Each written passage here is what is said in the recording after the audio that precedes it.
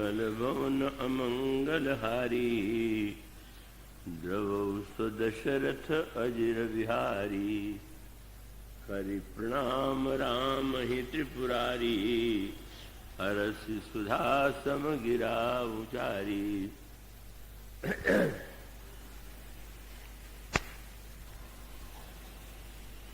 यह पंक्ति जो आपके समक्ष पढ़ी गई है वह उस अवसर की है जब भगवती उमा की जिज्ञासा के उत्तर में भगवान शंकर प्रभु श्री रामभद्र की कथा सुनाने के लिए प्रस्तुत होते हैं। ये चौपाई जो अभी आपके सामने है उसमें ये अंतिम उस ध्यान की चौपाई है जिसमें भगवान के बाल रूप का वर्णन करते हुए शंकर जी उनकी विशेषता, उनकी महिमा बताते हैं। जो मंगल के भवन हैं और अमंगलों को नष्ट करने वाले हैं, वे महाराज श्री दशरथ के प्रांगण में अजर में विहार करने वाले जो श्री राम हैं वो द्रवित हों और हम पर कृपा करें। और इस वाक्य के बाद वे राम कथा प्रारंभ करते हैं। वैसे जो पूरा वंदना प्रसंग है वो तो बड़ा ही गंभीर और विस्तृत है, पर वो अब आज और कल 2 ही दिन हैं, इसलिए संक्षेप में ही कुछ बातें आपके सामने रखने की चेष्टा की जाएगी। भगवान श्री राम की महिमा के संदर्भ में भगवान शंकर का यह कथन है कि प्रभु मंगल के भवन हैं और अमंगल का विनाश करने वाले हैं। मंगल और अमंगल ये 2 शब्द ऐसे हैं कि जो व्यवहारिक जीवन में भी बड़े प्रचलित हैं। जब ग्रंथ पहले लिखे जाते थे तो उसमें जो स्तुति या वंदना की जाती थी उसकी व्याख्या अभी इसी रूप में की जाती थी, ये मंगल के लिए जिससे रचना में कोई अमंगल उत्पन्न न हो, इसलिए ये वंदना आवश्यक है। तो इस तरह से स्पष्ट है। और जब प्रवचन के प्रारंभ में मेरे माध्यम से भी वंदना होती है तो उसके पहले एक शब्द आपने सुना होगा। गणेश जी महाराज का स्मरण करते हुए जिस शब्दावली का प्रयोग करता हूं वह है मंगल मूर्तये नमः। हनुमान जी के लिए भी मंगल मूर्ति कहा गया और गणेश जी महाराज भी मंगल की मूर्ति हैं। और गोस्वामी जी महाराज जब श्री रामचरितमानस की रचना प्रारंभ करते हैं तो उसमें एक श्लोक आपको पढ़ने को मिलेगा और उस श्लोक है वर्णानाम अर्थसंघानाम रसानाम छंदसाम्पि, और अंतिम वाक्य है मंगलानाम च कर्तारो वंदे वाणी विनायको। तो ये मंगल शब्द जो है रामचरितमानस में भी अनगिनत बार दोहराया गया है और आप भी अपने पारिवारिक जीवन में जब कोई कार्य इस रूप में संपन्न होता है तो उसे मांगलिक कार्य की संज्ञा दी जाती है। और प्रत्येक व्यक्ति यह चाहता है कि हमारे परिवार में, जीवन में मंगल हो और अमंगल का प्रवेश न होने पावे। भगवान शंकर भी उसी शब्दावली का प्रयोग करते हैं। वे कहते हैं कि जो मंगल के भवन हैं, अमंगल को दूर करने वाले हैं, वे दशरथ अजर बिहारी प्रभु श्री रामभद्र द्रवित हो करुणा करें।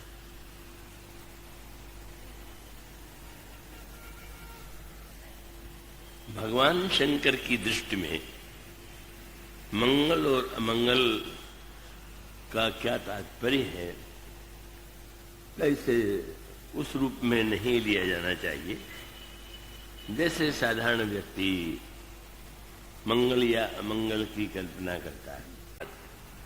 शंकर जी जब मंगल और अमंगल की चर्चा करें तो वो तो कोई वस्तुगत नहीं है, वह तो एक तात्विक सत्य है जिसको मंगल और अमंगल कहते हैं।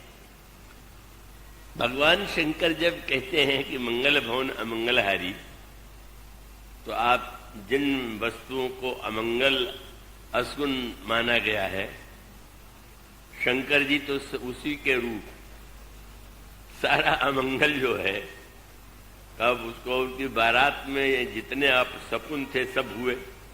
अगर ज्योतिष शास्त्र या शकुन शास्त्र को देखें तो शंकर जी की बारात में को मुखहीन, विपुल मुख काहू, बिनु कर पद कोई बिनु पद बाहू, और विपुल नयन को नयन विहीना।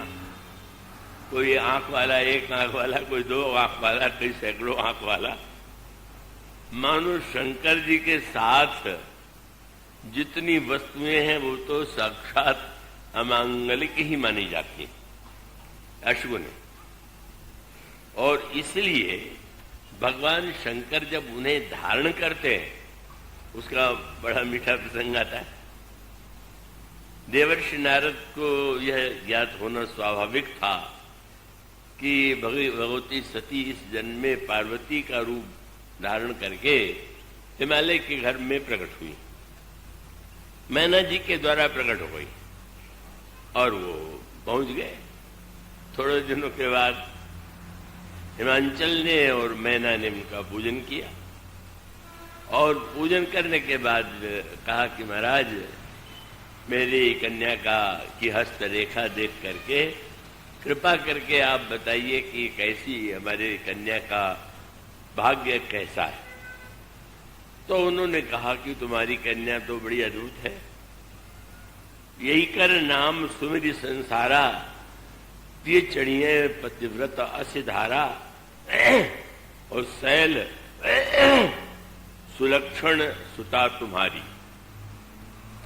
अब एक बात तो आप जानते हैं कि आप भले ही चेष्टा करें कि केवल असगुण हो और रसगुण न हो, पर ऐसा तो नहीं हो सकता कि यात्रा में चले तो जितने असगुण माने जाते हो उनको आप पहले हटवाएं, इनको हटा दीजिए। कई लोग ऐसा भी करते हैं। हमारे एक परिचित सज्जन थे, यहाँ आए थे, उनको एक रोग लग गया कि अभिजीत नक्षत्र सबसे श्रेष्ठ होता है। अभिजीत मध्याह्न काल में दिन में आता है। अब उनकी धारणा उस सीमा तक पहुंच गई कि जब यात्रा करते थे और ये लगा कि गाड़ी तो 11 बजे स्टेशन से छूट जाती है और उनका अभिजीत आवेगा 12 बजे, तो कई धनवान होने से कई सेवकों को भेज देते थे कि पीछे से कई स्टेशनों से जंजीर खींचना शुरू कर दो, जिससे यहाँ आते आते 12 बज जाए। मैंने कहा क्या पागलपन है, आपको ये धारणा बन गई, माने आप अभिजीत को बलात् बुलावेंगे और इसके लिए हजारों यात्रियों को वो सिर पीटेंगे कि किसने जंजीर खींच दिया। तो अब कई लोग ऐसे होते हैं। हमारे 25 सज्जन थे, जब वो प्रातःकाल विजयादशमी का दिन होता था तो आंख मूंदे रहते थे। वो कहते थे कि जरा कोई मछली ले आओ जल में भर के, ये लाओ वो लाओ, तब आंख खोलते थे जिससे सगुन दिखाई दे जाए। लेकिन सगुन आप कितना भी चाहे असगुन तो दिखाई दे जाता है, दिखाई दे सकता है। भगवान बुद्ध के जीवन की कथा आपने अवश्य सुनी होगी।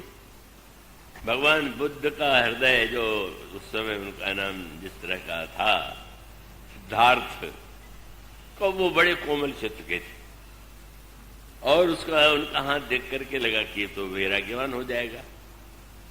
तो पिता ने सोचा कि इसका एक ही उपाय है कि इसके सामने कोई ऐसी वस्तु आने ही न पावे। वो अगर बूढ़ा दिखाई देगा तो इसके मन में एक बड़ा मनुष्य की मृत दिखाई देगा तो उसको ऐसा, उन्होंने बहुत चेष्टा किया लेकिन अंत में वो दिखाई भी पड़ा, और वो नित्य देखते रहते तो शायद प्रभाव नहीं पड़ता। जो लोग नित्य देखते हैं उसके आदी हो जाते हैं। लेकिन वो तो जब एक विशेष दिन उनको दिखाई दे गया तो फिर उन्होंने जिज्ञासा किया सारथी से कि ये क्या है, और सुन करके कितना बड़ा वैराग्य हुआ।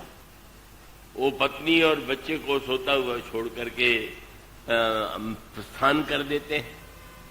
तो इसका अर्थ है कि आप कितना भी प्रयास क्यों न करें, संसार में जिन्हें आप सगुण और मंगल मानते हैं वही केवल नहीं, सगुण और मंगल के साथ अमंगल भी है। तो ऐसी स्थिति में आप जब ये चेष्टा करेंगे कि अमंगल न होने पावे, असगुण न होने पावे, केवल सद्गुण हो, तो आप तो बड़े संकट में पड़ेंगे।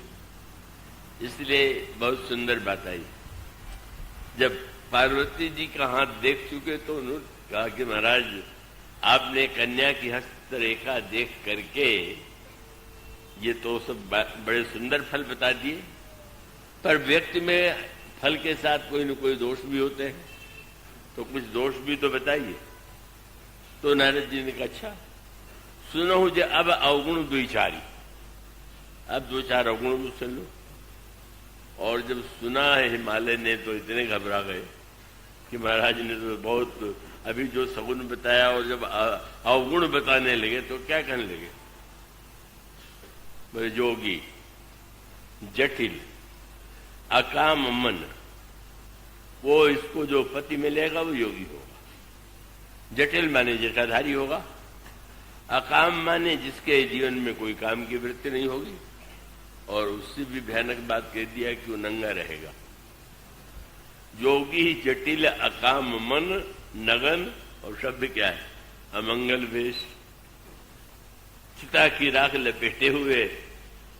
ये नहीं बताया कि शंकर जी का मैं नाम ले रहा हूं, बड़े क्रम से नारद जी ने कहा अस स्वामी यही कह मिली परिहस श्रेष्ठ। उसको ऐसा स्वामी मिलेगा, इसके हाथ में रेखा पड़ी, इतने दुखी हुए महाराज आपने क्या फल बताया, मेरी कन्या को अगर ऐसा दूल्हा मिलेगा, वर मिलेगा जो इन अवगुणों से भरा पड़ा हो तो उसका जीवन तो भार हो जाएगा।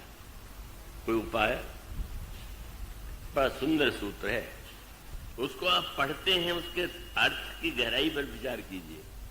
उन्होंने कहा इसका एक उपाय है कि जे जे बर के दोष बखाने ते सब शिवपह मैं अनुमाने।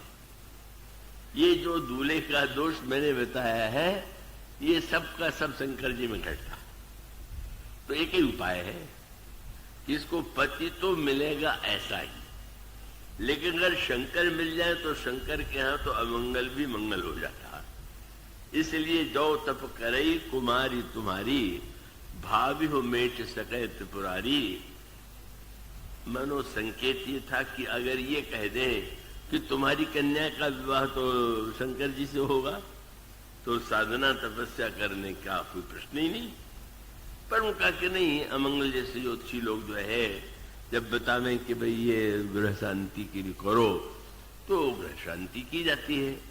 तो उपाय यही है कि किसी तरह से तुम्हारी कन्या ऐसी तपस्या करे कि जिसको शिवपति रूप में अगर प्राप्त हो जाए तो वो शंकर की विशेषता ये है कि उनके यहाँ जाकर के दूषण भी भूषण हो जाता है। तो ये दूषण और भूषण या अमंगल और मंगल मानो भगवान शिव का जो स्वरूप है वो तात्विक सत्य का दर्शन कराता है। भगवान विष्णु के रूप में वह एक लोक मंगल की स्थिति का दर्शन कराते हैं, वो आवश्यक है। और शिव के रूप में जो एक जीवन में व्यापकता है और उस व्यापकता से व्यक्ति घबराता है, और घबराता है तो भगवान शंकर का चरित्र क्या हुआ। अब मृत्यु तो कौन ऐसा होगा कि जो आतंकित न हो। मृत्यु के नाम से सब डरते हैं, बच्चा के या किसी को मुंह से निकला रहे चुप रहो चुप रहो, ऐसा नहीं बोलते। लेकिन जब पार्वती जी ने कहा कि महाराज, मैना जी ने कहा अपने पति से, महाराज, अब आए नारद जी ने ऐसा फल बता दिया, तो आप ध्यान रखिएगा कि मेरी कन्या को ऐसा वर दीजिएगा कि जो घर बर कुल होई जो घर बर कुल होई अनुपा, करिए विवाह सुता से अनुरूपा। घर अच्छा हो, कुल अच्छा हो और बर हो।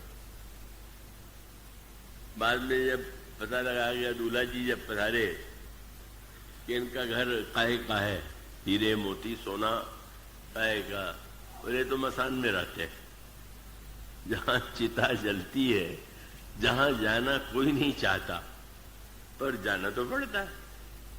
तो शंकर जी कहते हैं हम तो यहीं बैठेंगे। और पूछा गया कि अच्छा ये वर जो है उसका कुल क्या है? बोले तो कुल का कोई पता ही नहीं, इसके पिता कोई है ही नहीं है, तो कुल विहीन है।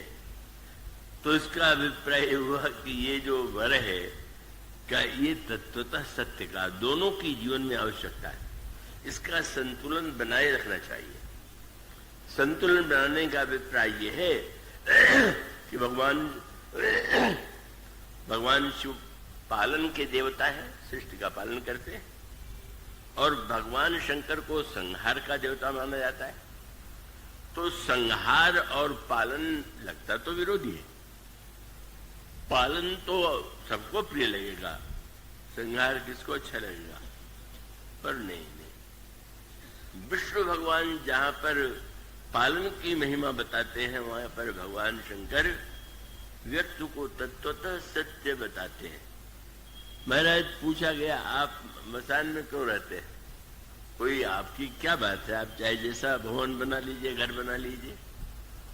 तो शंकर जी ने हंस करके कहा कि जितने घर वाले अंत में जहां आते वही ठीक। तो कोई बढ़िया से बढ़िया घर बनाओ तो कोई रहने तो देगा नहीं। सूरदास जी ने कहा अरे भाई याद रखना, घर के कहें बेगी ही काढ़ो, 100 हो गया तो चिंता हो गई, भाई जल्दी निकालो। क्यों चिंता हो गई? बोले भूत भय को खोइए, कहीं बहुत देर रहा भूत हो गया, खा जाएगा। तो इसने परिश्रम से इतना बढ़िया घर बनाया, उसको निकाला जाएगा। और जिसको हृदय से लगा करके गदगद होते थे, बोले तो अपवित्र हो गए, अब बिना नहाए अपवित्रता दूर नहीं होगी। मानो इसको सही अर्थ में, ये नहीं कि आप अब घर वालों से यही कहने लगे और परिवार से यही कहने लगे, ये तो कोई शोभा नहीं। उसका अभिप्राय यह है कि भगवान शंकर तो यह बताना चाहते हैं कि भाई चाहो चाहे न चाहो, ये तो जीवन के दोनों सत्य है। अगर सृजन हुआ है तो उसके बाद पालन, और पालन के बाद संहार होगा। तो संहार को तुम इतना बुरा क्यों मानते हो, डरते क्यों हो? भगवान शंकर ने एक नई व्याख्या किया। भगवान शिव मानो व्याख्या करते हैं, और ये व्याख्या करना यदि सीख ले तो कथावाचक भी अच्छा है, पर कथावाचक तो घंटे भर ही व्याख्या करते हैं। जीवन में जितनी घटना होती हैं उनकी व्याख्या करना सीख लीजिए। विभूति ऐश्वर्य को कहते हैं, भोग विभूति भोग कर रख। बोले बड़े ऐश्वर्यवान है, सारी विभूतियां हैं। और आपने इस विभूति शब्द का दूसरा अर्थ जरूर सुना होगा। शंकर जी शरीर पर क्या धारण करते हैं? अब वो कहा जाता है कि चिता की जो राख है वो शंकर जी शरीर पर लगाते हैं महाराज। और उसका नाम ये भी आप जानते होंगे कि शंकर जी जो चिता की राख धारण करते उसका नाम विभूति है। ये गुरुपद रज मृदु मंजल अंजन, नयन अमीय दृग दोष विभंजन, तेकर गोस्वामी की विमल विवेक विभूति, सुकृत संभूतन विमल विभूति। बहुत सुंदर बात है। विभूति माने धन हो, सोना हो, हीरा हो, मोती हो तो विभूति हुई। और शंकर जी लगा रहे हैं चिता की राख, और चिता की राख को देख करके कहेंगे कि ये विभूति, ये पवित्र है। कितनी बढ़िया बात है। शंकर जी से कहा गया, महाराज आप चिता इतनी अशुद्ध है, उसकी राख शरीर पर लगाते। उन्होंने कहा देख लो, संसारी इतने स्वार्थी होते हैं कि जब तक काम चले तब तक शुद्ध, और अपने काम का न रहे तो अपवित्र। और मुझे लगता है कि इसका धाम काम छूट गया, सबसे शुद्ध यही। इसका धाम काम कुछ नहीं रह गया, न कोई परिवार वाले, न कोई धाम, कोई घर। मानो भगवान जो नहीं चाहता है व्यक्ति, पर न चाहने से क्या होगा? जो आप नहीं चाहते, न चाहना आश्चर्य नहीं है, पर वो तो शिव है। इसीलिए इसका अभिप्राय क्या है? शंकर जी का नाम एक नाम है भव। भव अंग भूत मसान की सुमृत सुहावन पावनी। जब जनक नंदिनी सीता ने श्री राम भद्र को देखा और देखने के बाद देवी पार्वती के मंदिर में गई और पूजन करने लगी, तो उन्होंने 3 शब्द कहे पार्वती जी के लिए। क्या? हे देवी, भव भव विभव पराभव कारिणी, विश्व विमोहन स्वबस विहारिणी। वैसे तो कह सकते थे यही जन्म देने वाली हैं, यही पालन करने वाली हैं, इन्हीं के द्वारा संहार होता है। पर उन्होंने जानबूझ करके किशोरी जी बोले तो बहुत बड़ी बात। बोले भव भी भय माने, भव माने जन्म होना, विभव माने जहां पालन और संसार है, और पराभव माने विनाश या हार है। तो भव तक भी अच्छा लगता है और विभव तो बहुत ही अच्छा लगता है, पर पराभव क्या किसी को अच्छा लगता है क्या? क्या आपको पराभव हारना अच्छा लगेगा क्या? किशोरी जी से किसी ने पूछा कि आपने एक ही शब्दों को क्यों चुना 3 बार अलग अलग रूपों में? तो मैं ये बताना चाहती थी कि ऊपर से तीनों में देखने में अलगाव तो है, पर वो भाव तो तीनों में समान ही है। भाव में भी भाव है, विभव में भी भाव है, और पराभव में भी भाव। जीवन की जो भी स्थिति हो उसमें अगर आप आनंदित हैं तो मानो आप भाव को पहचान लिया। यह जो भाव तत्व है जो बड़ी कठिनाई से समझाता है।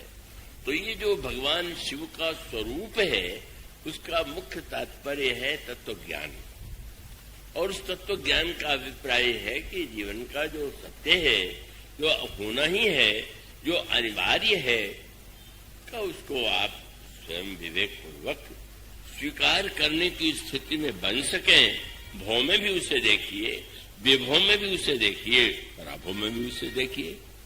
इसलिए भगवान शिव अंत में पार्वती जी के लिए उन्होंने कहा, तुम्हारी कन्या तपस्या करे और शंकर से विवाह हो जाए तो आनंद आनंद है। पर विचित्र बात हुई, तय भी हो गया। बड़ी कठिन तपस्या के बाद शंकर जी ने किसी तरह से विवाह करना स्वीकार किया। लेकिन जब बारात आई तो उत्साह हिमाचल नगर में थाल सोने का सजाया गया, और साथ साथ चारों ओर आनंद का वातावरण है। दूल्हा आ गया, और जो दूल्हे को देखा पहला काम क्या किया? मैं ना शुभ आरती संवारी, संग सुमंगल गावे नारी, सुमंगल परिछन चली हरई हरसानी। हर का परिछन करने के चले गई, हर समझ के। दिखाई कौन पड़ गया? बोले विकट बेस और रुद्र ही जब देखा। उसका नाम हर भी है और उसका नाम रुद्र भी है। हर की कल्पना थी और निकल आया रुद्र। इस दूल्हे की कोई आरती उतारेगा? और जहां सांप उतार रहे हो, भयानक सारा दृश्य, और दूल्हा नंगा खड़ा हो, किस माँ का गोस्वामी जी ने का थाल पटक दिया। दिए को बड़ा लोग सगुन से जोड़ते हैं, दिया बुझने न पावे।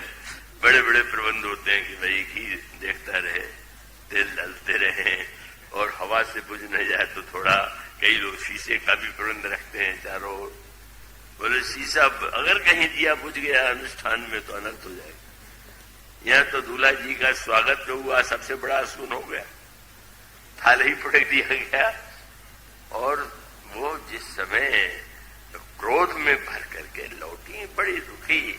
कौन मैना सो आरती संवारी, संग सुमंगल गावह नारी, परिछन थार सोह बर पानी, परिछन चली हरई हरसानी, विकट वेश रुद्रही जब देखा, अबला उर अबरन उर भय भय विषेक। आरती की जगह बस फिर हुई अर्थ की बात। इतना बड़ा अपमान शंकर जी से कहा गया कि क्या अब भी विवाह के लिए आपके मन में है? आप देवादेव पूजित हैं और यहाँ आपका इतना बड़ा अपमान। थाल पटक दिया गया, दिया बुझ गया। तो भगवान शंकर ने कहा कि तो बड़ा भारी से बोले क्या? बोले दिया तो रात्रि में ही जलाया जाता है और सूर्य के उदय के बाद दिया बुझाया जाता। तो बुझ गया, इसका अर्थ मान लिया गया कि सूर्य सामने आ गया तो अब दिए की आवश्यकता नहीं। अर्थ ये जीवन में अर्थ लेने की करा। इसी को श्रीमद् भागवत में कहा गया कि आप भगवान को समझना चाहे तो तत्तेनुकंपाम सुसमीक्षमाणो भुंजान एवात्म कृतम विपाकम हृदवाग बपुर्भ्याम विदन नमस्ते मुक्ति पदे सदाय भाग। उसका अभिप्राय कि अर्थ लिया है। बोले इसमें असम्मान कहाँ? सब दूल्हों की जैसे आरती उतारी जाती है, अगर मुझे भी दीपक से अगर मेरी आरती उतारी जाती तो बहुत बड़ा सत्कार है। और भगवान शंकर से किसी ने, देवता ने कहा कि आपने भी तो चित्रकारी किया।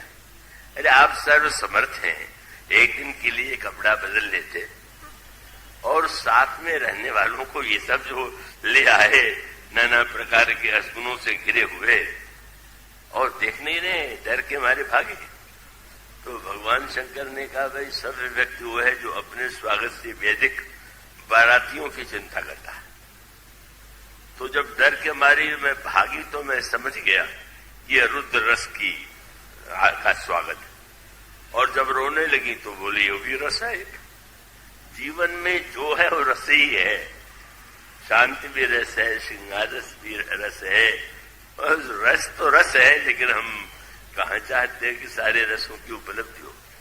भगवान शिव मानो हमको उस तात्विक सत्य का दर्शन कराते हैं, जिस तात्विक सत्य के दर्शन का अभिप्राय ये है कि वस्तुतः हम वस्तुओं में उल्टा अर्थ क्यों ले रहे हैं, अर्थ लेने का प्रयास क्यों नहीं करते। और अर्थ लेना सरल थोड़ी है। भाषण में सरल है पर जीवन में कठिन है। मैना तो साक्षात बुद्धि है, हिमालय अचल निष्ठा है, पर बुद्धि भी विचलित हो गई और उन्होंने बड़ा दुख प्रकट किया। पर सबसे क्रोध उनको नारद पर आया। बोले इस पगले से विवाह के लिए मेरी कन्या से तपस्या करा दिया, पूरा पाखंडी साधु है। भला बताओ, ऐसे दूल्हा को पाने के लिए किसी को तपस्या कराई जाए? मानो संकेत ये है कि वो तो ये कहती कि नारद कर में का विकारा, भवन मोर जिन बसत उजारा। और आश्चर्य अवगुण साध्य उनके मोहन माया, उदासीन धन धाम न जाया, पर घर घालक राज की भीरा, बांझ की जान प्रसव की पीरा। कह रहे इसका विवाह तो हुआ नहीं, बच्चे बच्ची के दुख सुख को जानता नहीं, ऐसे हमारी कन्या का सर्वनाश कर दिया। और बस अब वहां पर पार्वती जी ने भी अपने विज्ञान का परिचय नहीं दिया। पार्वती जी ने कहा मां अगर मेरे भाग्य में ऐसे दूल्हा लिखा हुआ है तो आपको उससे तो आप तुमसे न मिटी कि विधि के अंका, मां तो व्यर्थ जन ले हूं कलंका। और उसके पश्चात फिर बहुत सुंदर बात आई। अंत में शंकर जी तो प्रसन्न हो रहे हैं, रोने लगे तो कहने लगे तो ये भी रस है। अगर हंसी पहले हंसी हो रही थी तो वो भी रस है। सारे बराती रस रूप। शंकर जी सबसे बड़े कवि हैं और उनके बारात में अगर सारे रस न आवे तो किस काम की बारात। मानो जीवन साक्षात केवल मधुर ही रस नहीं है, केवल लावण्य ही रस नहीं है। आप करेला लेंगे तो क्या उसमें मिठास मिलेगी? क्या कड़वाहट तो मिलेगी? क्या मिर्चा खाएंगे तो उसमें आपको तीखापन नहीं लगेगा क्या? इसी तरह से काव्य में भी सारा रस और जीवन में भी सारा रस, सब में रस की जो वृत्ति है वही वस्तुतः शिव की दृष्टि है। और इसीलिए नारद जी ने सोचा कि ये चले समझावें, पर डर गए, पता नहीं क्या स्वागत हो, मुझे देखते ही क्या दोहार मुझसे किया जाए कि तुम्हें शादी बिगाड़ी है इस पागल से। तो 7 ऋषियों को साथ ले लिया और चलिए और लेकर के आए। यही सत्संग है। सत्संग क्यों करना चाहिए? हम सही अर्थ लेना सीख जाए। जीवन में हमेशा ऐसा ही अर्थ क्यों लेते हैं कि जो अर्थ उल्टा हो। अगर आप सही अर्थ लें तो बुरा भी अर्थ आपको अच्छा अर्थ लगने लगेगा। तब उन्होंने शंकर जी ने कहा, नारद जी ने कहा, आप इतना रो क्यों रहे? इतना आपको बुरा क्यों लग रहा?